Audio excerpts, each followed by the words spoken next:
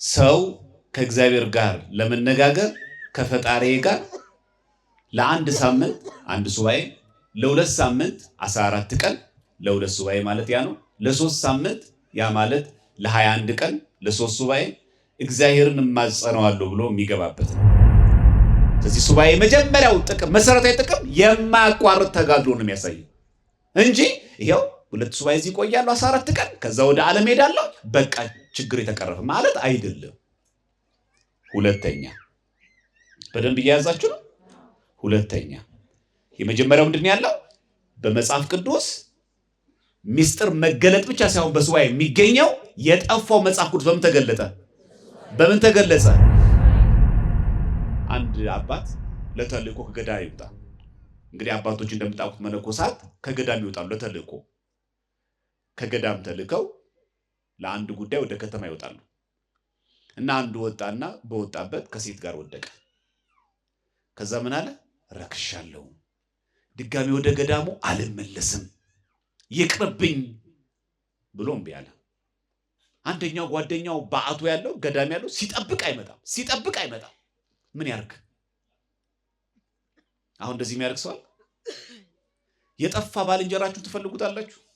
በስመ አብ ወወልድ ወመንፈስ ቅዱስ አሐዱ አምላክ አሜን። እንደምን ቆያችሁ? እግዚአብሔር ይመስገን ብለን ስሙ እንድናመሰግን የፈቀደልን የቅዱስ አምላክ እግዚአብሔር ስሙ ከአጽናፍ እስከ አጽናፍ የተመሰገነ ይሁን።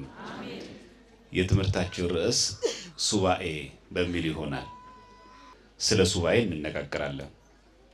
ሱባኤ በዕብራይስጥ ቋንቋ ሹባ ተብሎ ይጠራል። ቃሉ ራሱ ተመሳሳይ ነው። በአማርኛ ሱባኤ ወይም በግዕዝም ሱባኤ እንለዋለን። በዕብራይስጥ ደግሞ ሹባ ይባላል። ምን ማለት ነው? ሰባት ማለት ነው። ቃል በቃል የስሙ ትርጓሜ ሰባት ወይ ደግሞ ሳምንት፣ ልክ አንድ ሳምንት 7 ቀን ስለሆነ ማለት ነው። ስለዚህ ሱባኤ ሰው ከእግዚአብሔር ጋር ለመነጋገር ከፈጣሪዬ ጋር ለአንድ ሳምንት አንድ ሱባኤ፣ ለሁለት ሳምንት 14 ቀን ለሁለት ሱባኤ ማለት ያ ነው። ለሶስት ሳምንት ያ ማለት ለ21 ቀን ለሶስት ሱባኤ እግዚአብሔርን እማጸነዋለሁ ብሎ የሚገባበት ነው። ይህ ሱባኤ ቀጥታ ስንተረጉመው ሰባት ማለት ነው። በመጽሐፍ ቅዱስ ሰባት እጅግ በጣም ብዙ ጥልቅ ምስጢሮች አሉት። እግዚአብሔር ዓለምን ፈጥሮ ያረፈው በስንተኛው ቀን ነው? በሰባት። ተመልከቱ ሰባት የሚለው ቃል። ሁለተኛ መዝሙረ ዳዊት መዝሙር 118 ቁጥር 164 ላይ ስለ ጽድቅ ፍርድ 7 ጊዜ በቀን አመሰግናለሁ ይላል። ስንት ጊዜ? ስንት የጸሎት ጊዜያት አሉ? 7 የጸሎት ጊዜያት አሉ። ጠዋት 12 ሰዓት እንጸልያለን ጌታችን ወደ ቀያፋ የገባበትን አስበን። ከዛ 3 ሰዓት አለ ጠዋት ረፋድ ላይ፣ እሱም ጌታችን እንዲሰቀል ውሳኔ የተወሰነበት ነው።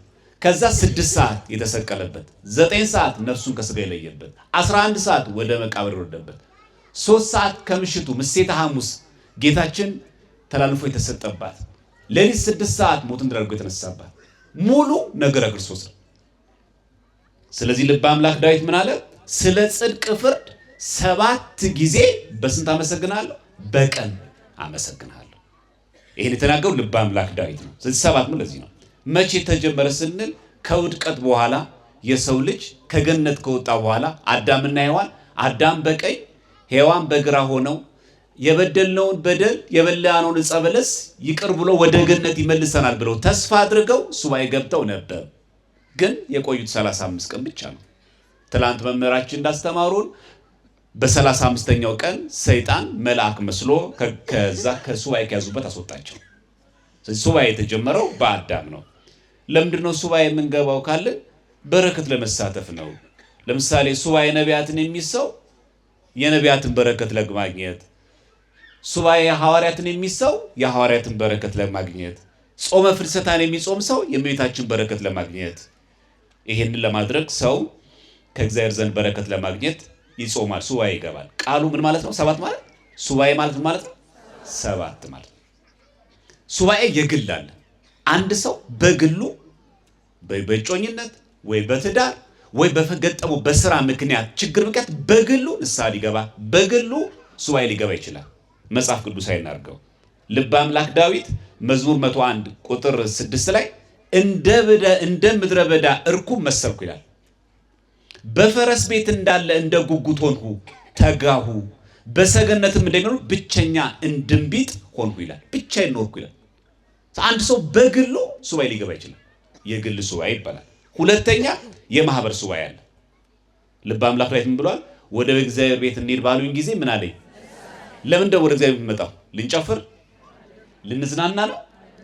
ለጸሎት፣ ለምስጋና፣ ለቅዳሴ፣ ቃል እግዚአብሔር ለመማር፣ ሱባኤ ለመግባት፣ ለማህበር ይመጣል። ለዛ ነው እንሂድ ሱባኤ ሲሉን፣ እንሁን እግዚአብሔር ቤት እንሂድ ሲሉን ደስ አለኝ ያለው ለዚህ ነው ልበ አምላክ ዳዊት። ስለዚህ በጋራ አንድ ሰው ምን ያደርጋል ማለት ነው? በማህበር ሱባኤ ይገባል። ሌላው የአዋጅ ደግሞ ሱባኤ ደግሞ አለ። እንደምታውቁት ሀገር ሲወረር፣ ድርቅ ሲከሰት፣ ቸነፈር ሲከሰት፣ ዝናቡ ሲጠፋ ሰው የአዋጅ ሱባኤ ይገባል። ስንት አይነት ሱባኤ ዘረዘረ? የመጀመሪያው ምንድነው? ቀጥሎ ምንድነው? ከዛ ቀጥሎ ምን አለ? የአዋጅ። ልክ አሁን እኛ ሀገር ጣሊያን ሲወረን በአፄ ምኒልክ ጊዜ ሰው ጸልዮ ጾሞ አስቀድሶ ጣሊያንን በአድዋ ድል እንዳደረገው ማለት። ስለዚህ ሱባኤ ብዙ አይነት ሱባኤ ይደረጋል።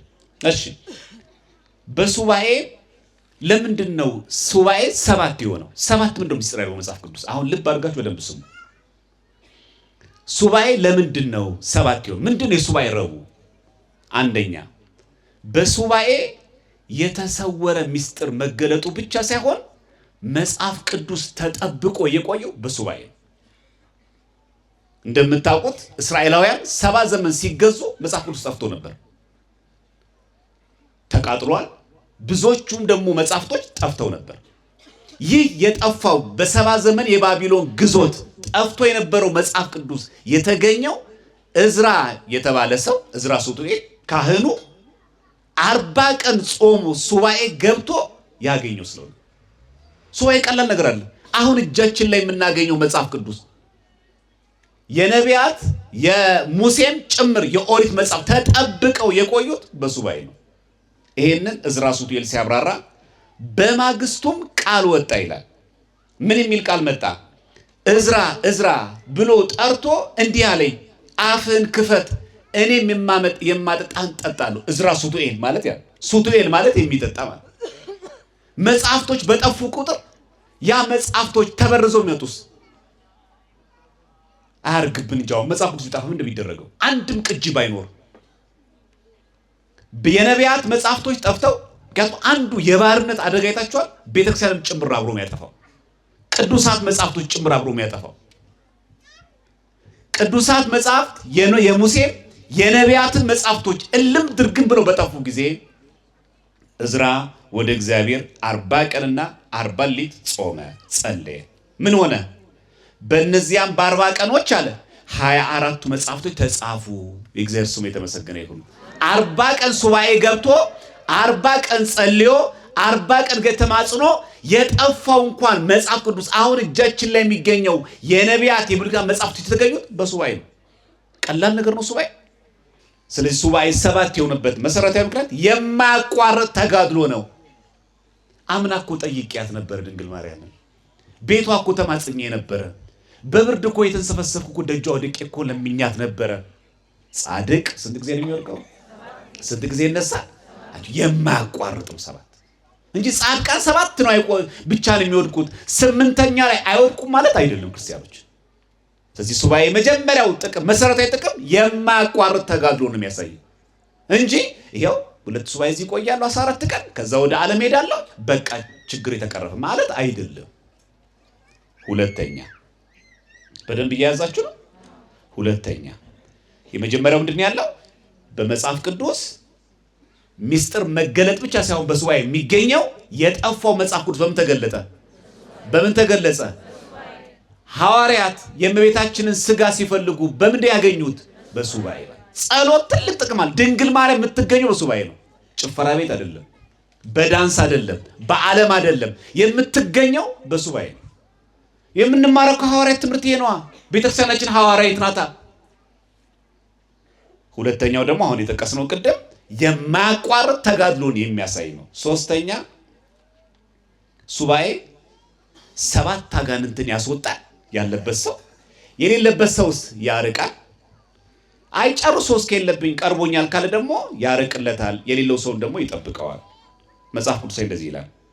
ከሳምንቱ በመጀመሪያው ቀን ማልዶ በተነሳ ጊዜ አስቀድሞ 7 አጋንንት ለወጣላት ለመግደላዊት ማርያም ታየ። ስንት አጋንንት ይወጣላት? በደንብ ስሙ። ስንት ነው? ለምን 7 ያሉት ታውቃላችሁ? አንደኛ ሚስጥር ይገለጣል እንዳትረሱ። አሁን እጃችን ላይ ያገኘነው እንኳን መጽሐፍ ቅዱስ ለዕዝራ ሱቱኤል የተገለጠለት በምንድን ነው? በሱባኤ ነው። ሁለተኛ ሱባኤ ማለት 7 የሆነበት ምክንያት የማያቋርጥ ተጋድሎ ነው። ይሄው በ14ኛው ሱባኤ መልስ ካልተገኘ የዛሬ ዓመት አልመጣም እንዳትሉሽ። የማያቋርጥ ነው። ሶስተኛ ደግሞ አሁን የጠቀስነው 7 የሆነበት ምክንያት 7 አጋንንትን ያወጣል። ምንድን ናቸው እነዛ? መጽሐፍ ቅዱስ ምንድን የሚለው?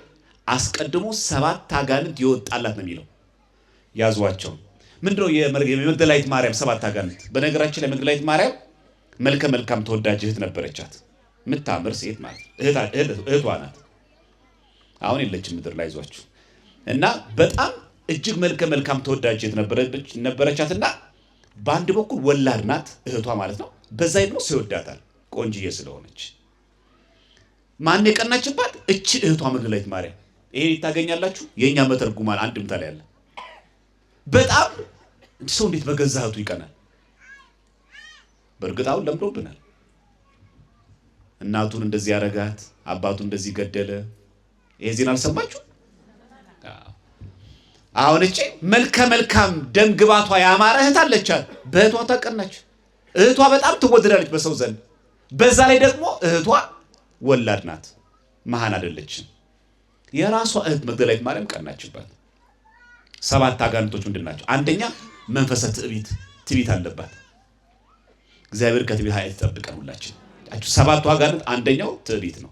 ሁለተኛው ጽርፈት፣ ስድብ፣ መሳደብ። ተሳዳቢ ሰው የለም ከአፉ መልካም ሰው የማይወጣ ሰው።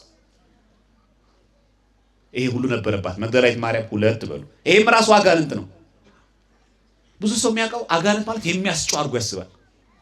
እሱ ብቻ አይደለም። ስንት ምቀኛ ሰው አለ እዚህ ውስጥ። ከኛ ተሽለው ሲያገለግሉ አይናችን እንደሚቀራ ስንት ሰዎች አለ። ከኛ ተሽለው ሲመጸውቱ ስናይ በጣም ምንቀና ስንት ሰዎች አለ። ከኛ የተሻለ ሰው ሲደመጥ ማንወድ ሰዎች ስንቶች ሰዎች አለ። በጣም ውስጣችን የሚከነከን። አሁን ለመግደላዊት ማርያም ብቻ እንዳናዞረው እኛ ጋርም አለ መንፈሰ ትዕቢት አንደኛ። ሁለተኛ ምንድነው? ጽርፈት፣ ተሳዳቢ።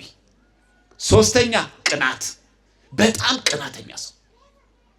በለበሰው ይቀናል፣ በሚናገረው ይቀናል፣ በመወደዱ ይቀናል፣ በመዘመሩ ይቀናል፣ በመማሩ ይቀናል፣ በማግባቱ ይቀናል፣ በመውለዱ ይቀናል፣ በማገልገሉ ይቀናል፣ በሁሉ በክህነቱም ይቀናል። እግዚአብሔር ከቅናት ይጠብቀን። መንፈሰ ቅናት ነበረባት። ስንት ቆጠር? አንደኛው ምንድነው? ሁለተኛ፣ ሶስተኛ፣ አራተኛ ትውዝፍት። ትውዝፍት ማለት የምንዝር ጌጥ፣ ወንዶችን ለማሰናከል በጣም ትዋዋብ ነበር። እንደዚህ ልብስ አለብሰ ወደ ሴቶች አትዙር ወንዶች። አሁን እኮ ብሷል። ከሴቱ ይልቅ ሽቶ ማጋን ያለው ዝም ብትሉ ማን ነው የሚቆነጃቸው? ራስን አስቦ ሰዎችን ለማድረግ መምጣት። ረቢያንስ እንኳን ሱባኤ ስንገባ እንኳን ከዚህ እንጠበቅ ባካችሁ። ኧረ ባካችሁ መልክ ልናሳያለን የምንመጣው እዚህ መልክ አትስሩ። ባጭሩ ባራዳ ቋንቋ ይሄ ቦታው የማ ቤት ነው? ማንን መፍራት አለብን? ክርስቲያኖች በደንብ አድርጋችሁ መስማት አለባችሁ። በጣም ብዙዎቻችን ትልቁ ችግራችን ይሄ ነው። ቤተክርስቲያን ስንመጣ እግዚአብሔር ፈልገ ምን መጣ ማንመስል ሰዎች አለ። አንድ አባት ለተልእኮ ከገዳም ይወጣ። እንግዲህ አባቶች እንደምታውቁት መነኮሳት ከገዳም ይወጣሉ ለተልእኮ። ከገዳም ተልከው ለአንድ ጉዳይ ወደ ከተማ ይወጣሉ እና አንዱ ወጣና በወጣበት ከሴት ጋር ወደቀ። ከዛ ምን አለ? ረክሻለሁ፣ ድጋሚ ወደ ገዳሙ አልመለስም፣ ይቅርብኝ ብሎ እምቢ አለ። አንደኛው ጓደኛው በአቱ ያለው ገዳም ያለው ሲጠብቅ አይመጣም። ምን ያርግ? አሁን እንደዚህ የሚያርግ ሰው አለ? የጠፋ ባልንጀራችሁን ትፈልጉታላችሁ? ከመጣችሁበት አካባቢ የጠፋ የሰንበት ተማሪ የለ? ከመጣችሁበት አካባቢ የጠፋ የቤተ ክህነት ሰው የለም? ካስቀደሰ የቆየ ከዘመረ የቆየ ቤተክርስቲያን አብራችሁ ካስቀደሳችሁ በጣም የቆየ ሰው የለም? ይሄ ባህታዊ ምን አደረገ? ባልንጀራው ቢጠብቅ አይመጣም። ለካ ያኛው ያልመጣው ለምንድን ነው? እንዲህ ረክሼ ከሴት ጋር ወድቄ አልመለስም ብሎ ሲያገኘው ከወደ ከተማ ወጥቶ ፈልጎ ወንድሙ ሲያገኘው ከፊቱ ተረዳ። ምን እንደገጠመው። ከዛ እባክህን እኔ ወደ ገዳም መመለስ አቃተኝ አለ። እራሱ እኮ ነው ያኛውን ሰው። ለምን አለው? እኔ እንጃ እባክህ አንተ ልንገርህ፣ እኔ እኮ ልትፈልገኝ የወጣ መስሎኝ ነው። ኧረ አይደለም፣ አንተን ልፈልግ አይደለም፣ እኔ እንኳን ተጨንቄ አንተን ፈልጌ ነው የወጣሁት ከገዳም አለ። ምን አጣ ሲለው ከሴት ጋር ወደቅኩኝ አለ። ከዛ ያኛው ደስ አለውና እኔም እኮ ድቄ ነው ከብዶኛል ተመለስኩት አለ። ከዛ ምን አለው ሲያጽናናው፣ ግድ የለም ወደ ገዳም እንመለስና ከአበምኔታችን ቀኑና ተቀብለን ሱባኤ እንግባ። ሁለቱም ሄዱና የገዳም አበምኔት እግር ስር ወድቀው በድለናል፣ በዝሙት በሴት ወድቀናል እንደዚህ የሚል ሰው አሉ እኮ። ተችሎም እዚህ ተቀምጦም የእግዚአብሔርን ቃል መስማት ማን ሲፈቅድ ነው? እግዚአብሔር ሲፈቅድ ነው። ክርስቲያኖች ከባት ያበሳነት የወንድሙን ባልንጀራ ሸፍኖ በኃጢአቱን ሸፍኖ ከባት ሱባኤ የገባ አብሮት ስላልበደለው ባልንጀራ ስል ምሬ ያለው። እስቲ እንደዚህ በሉ። በጣም በአመል ያስቸገራችሁ አባት፣ በስካር የሚያስቸግር አባት፣ ስራ ግራ የገባው ሰው፣ ኑሮች ሁሉ ምስቅልቅል ያሉበት ሰውን እስቲ ሱባኤ ልግባለት በሉ። እስቲ ልጸልይ ሳትነግሩት። አሁን እኮ ሳልነገረው ማን የገለጠለት? እግዚአብሔር የገለጠው። አትናገሩ። ጾሜልሃለሁ፣ ጸልዬልሻለሁ አትበሉ። ጸሎቱን ሰምቶ ዋጋ የሚከፍል ማን ነው? በቃ አትመጻደቁ። ሱባኤ በሰባት ከደዌያችን ሁሉ እንፈወሳለን። ሰባት የሆነበት ሌላኛው ምክንያት ከደዌያችን እንፈወሳለን። ወንጌል እንጥቀስ። የዮሐንስ ወንጌል ምዕራፍ 4 ላይ ሹሙም ይላል ባለስልጣኑ፣ ጌታ ሆይ፣ በደንብ ስሙ፣ ጌታ ሆይ ብላቴናዬ ሳይሞት ውረድ አለው። በጣም ሹም ነው፣ ባለስልጣን ነው። ጌታችን ክርስቶስን አይቶት እባክህን ውረድና እባክህን ልጅን አድንልኝ አለው። ኢየሱስም ሂድ ልጅህ በሕይወት አለ አለው። ደስ በሕይወት አለ አለው። ሰውየውም ይላል ኢየሱስ የነገረውን ቃል አምኖ ሄደ። ውረድና ልጅህን ፈውስ፣ ሊሞት ነው እያለን በቃ ቃር ላይ ነው ያለው። ነፍስ ውጪ ነፍስ ግቢ ላይ ነው ያለው። በቤተክርስቲያናችን የጸሎት ናል ታውቃላችሁ? የተጨነቀችውን ነፍስ አሳርፍ። አልሰማችሁ? ምን ማለት ነው? ማለት ነፍስ ውጪ ነፍስ ግቢ ብለው ሰው የሚጠብቃችሁ ሰዎች የሉ። ይሄ ምን በል ነው የሚለው? አሳርፍ። የሚያሳርፍ ማን ነው? እግዚአብሔር ስለሆነ ነፍስ ውጪ ነፍስ ግቢ ላይ እያለ እባክን ውረድና አድንልኝ እባክን ሳይሞት አለ። ጌታችን ምን አለው? በሕይወት አለ አለው። አምኖ ሄደ። በደንብ ሱም። አሁን ሰባት የምትለውን ቃል ነው የፈለግናት። እርሱም ሲወርድ ይላል ሹሙ ባሮቹ ተገናኙት። ይሄ ባለስልጣን ነው። ባሮቹ አገልጋዮቹ አገኙት። ብላቴና በሕይወት አለ ብለው ነገሩት። አይገርም? ልክ ጌታችን እንደተናገረ ልጁ ተፈወሰ ከቃሉ ሲወጣ። አሁን በደንብ ስሙ። እርሱም ይላል ሹም እኮ ነው ባለስልጣን ነው። በጎ የሆነበትን ሰዓት ጠየቃቸው። መቼም ተፈወሰው አላቸው። እነርሱም ትላንት በ7 ሰዓት ንዳዱ ለቀቀው። በስንት ሰዓት? ስንት ሰዓት ላይ? 7። አባቱም ይላል ኢየሱስ ልጅ በሕይወት አለ ባለው በዚያ ሰዓት እንደሆነ አወቀ። ስንት ሰዓት? 7። ስንት ትኩሳት የለብንም ዛሬ? ኑሮ ትኩሳት አልሆነም። በ7 ይለቃል። መድኃኒዓለም ከዚህ በሽታ ይፈውሰን በእውነት። ለዚህ ነው 7 የምትለው ቃል በደንብ ያት መጽሐፍ ቅዱስ ላይ ጠየቀ። ጌታችን የተናገረባት ትላንትና 7 ሰዓት፣ ልክ በዛች 7 ሰዓት ቃሉ በወጣች ቅጽበት ልጁን በዛው ሰዓት ተፈወሰ። 7 ሱባኤ። 7ኛው በሱባኤ 7 የኃጢአት ቅጽል ይፈርሳል። 7 ሐዋርያ ቅዱስ ጳውሎስ ይህን ሲጠቅስ ዕብራውያን 11:30 ላይ የኢያሪኮ ቅጥር 7 ቀን ከዞሩበት በኋላ በእምነት ወደቀ ይላል። በምን ወደቀ? ስንት ጊዜ ከዞሩ በኋላ? 7። ይሄን ይላል መጽሐፍ ቅዱስ። ኢያሱ 6:14 ላይ 6 ቀን ዞሩ። አንዳንዴ 7ኛው ቀን 7 ጊዜ ዞሩ። 7 ጊዜ ሲዞሩ በእልልታ የኢያሪኮ ግንብ ፈረሰ።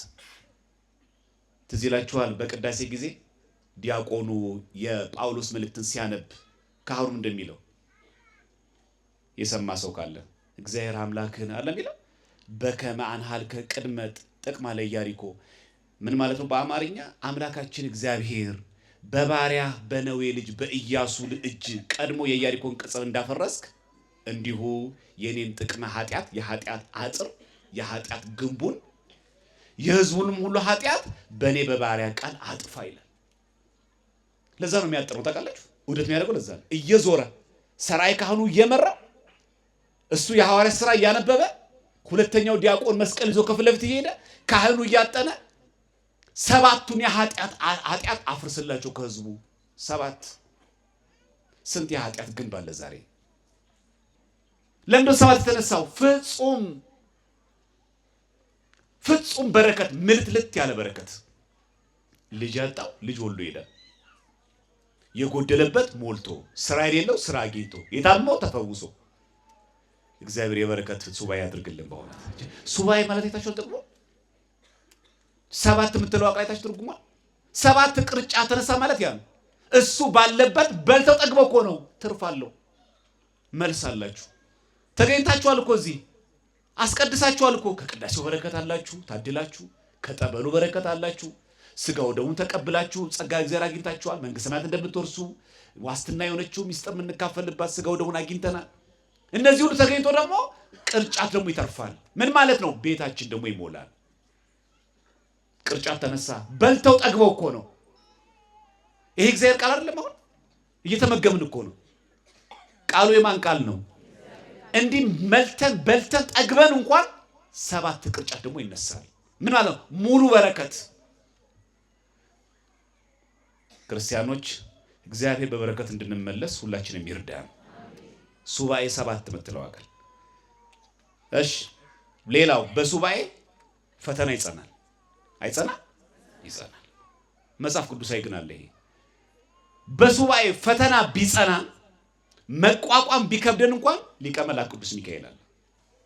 እንዲህ ይላል መጽሐፍ ቅዱስ። ገብርኤል ነው የሚናገር ይሄንን። የፋርስ መንግስት፣ እስቲ ሁላችሁም በሉት፣ የፋርስ መንግስት በሉ እንደ ብዛታችሁና፣ የፋርስ መንግስት አለቃ በሉ፣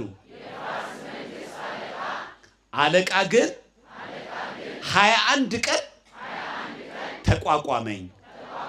አሁን ማትስን ስራ 21 ቀን ማለት ስንት ሱባኤ ነው?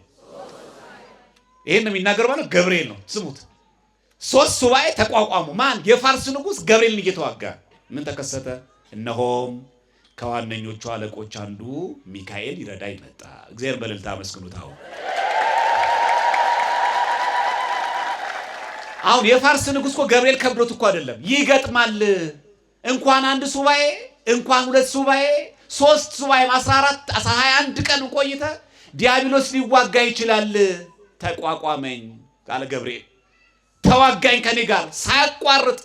የፋርስ ንጉስ የተባለው ተዋጋኝ እኔ ገብርኤልን። ከዋነኞቹ አለቆች አንዱ ሚካኤል ግን ምን ሊያደርገኝ መጣ? ስለዚህ ፈተና አለ ነው። አይ ገብርኤል እኮ የገጠመውን ነገር ይሄ እኮ የተናገረው እኮ ዳንኤል አይደለም። የፋርስ ንጉስ 21 ቀን ነው የሚለው መጽሐፍ ቅዱስ። ትንቢተ ዳንኤል ምዕራፍ 10 ቁጥር 13 ላይ አንብቡት። የፋርስ ንጉስ 21 ቀን ተቋቋመኝ፣ ተዋጋኝ። ገብርኤልን በእግዚአብሔር ፊት የሚቆመው ገብርኤልን አንቺንም ይገጥምሻል። መናፍቃን ጋር አትሂዱ፣ ሌላ ቦታ አትሂዱ። ክርስቲያኖች ፈውስ ፈልጋችሁ ከበደኝ እኮ ብዙ ጊዜ ነው የቆየሁት ከሱ የበለጠ በሉ። አዎ ይገጥማል። ይኸው ተቋቋመው እኮ ገብርኤልን ተዋጋኝ አለ እኮ ገብርኤል። ግን ማን ይረዳው መጣ? ይገጥማል ማለት ነው። እንደዚህ ፈተና ይገጥማል ማለት ነው። ሰይጣን ሱባኤ ስትገቡ ዝም ብሎ የሚመለከት አይደለም። በብዙ ፈተና ይፈትናችኋል። እንዳታስቀድሱ፣ ሱባኤ እንድታቋርጡ፣ በበሽታ በተለያየ እንቅፋት፣ በእንቅልፍ ደግሞ እኮ የሚገርም እኮ በሞቃ አልጋችን የሚያወስድን እንቅልፍ ልጨርሰው።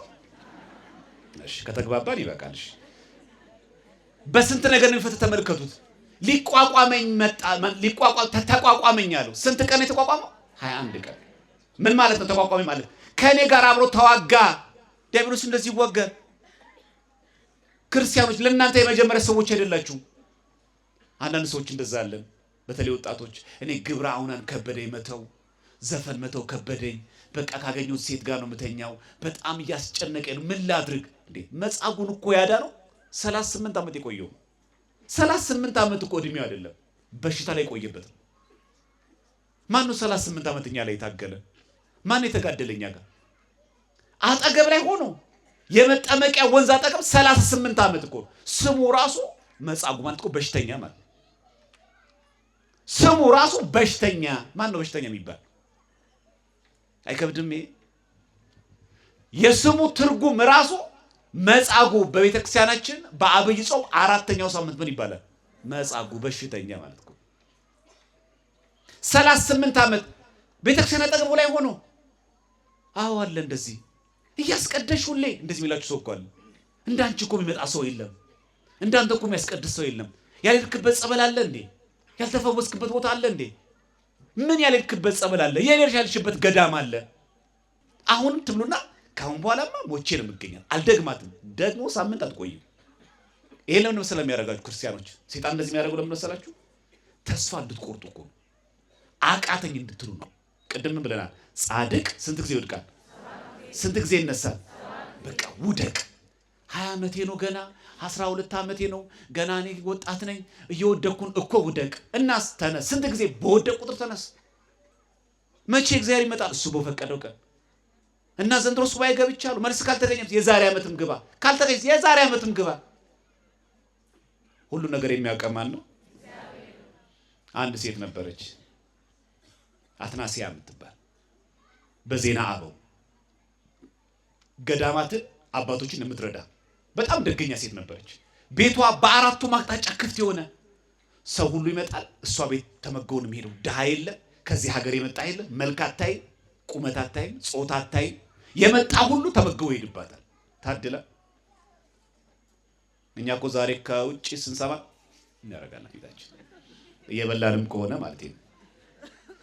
እሷ ግን በአራቱ አቅጣጫ በሯን ከፍታ ትመግብ ነበር። ግን መጨረሻ ላይ እንግዶች ሲበዙ መላመድ መጣ፣ ወንዶች በዙ፣ በዝሙት መውደቅ መጣ።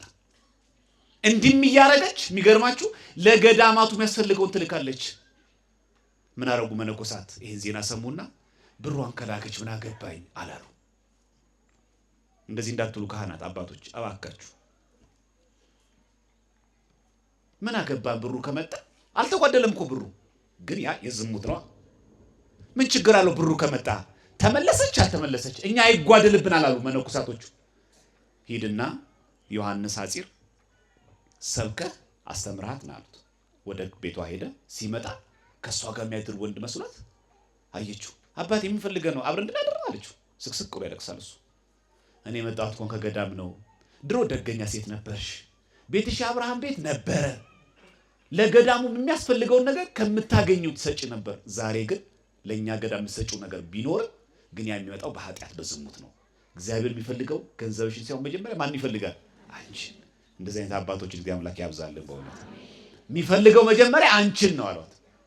አለቀሰች፣ አዘነች። ንስሐ ገባለሁ አባቴ፣ ቤቴ ንብረቴ የሚቀር ከእርሶ ጋር ዛሬ ገዳም ገባለሁ፣ እርሶ ወደ ወንዶች ገዳም፣ እኔ ወደ ሴቶች ገዳም በአቴ ገባለሁ አለች።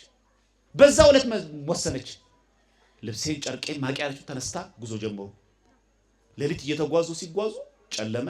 እሳቸው በአንዱ ዛፍ ግድም፣ እሷ በዚህኛው ግድም ተኙ።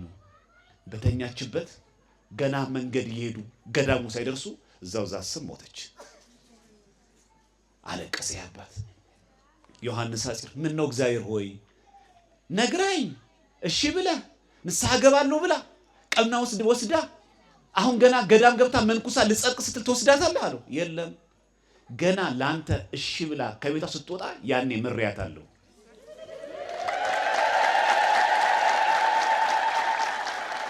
እግዚአብሔር መቼ ነው የሚመራው?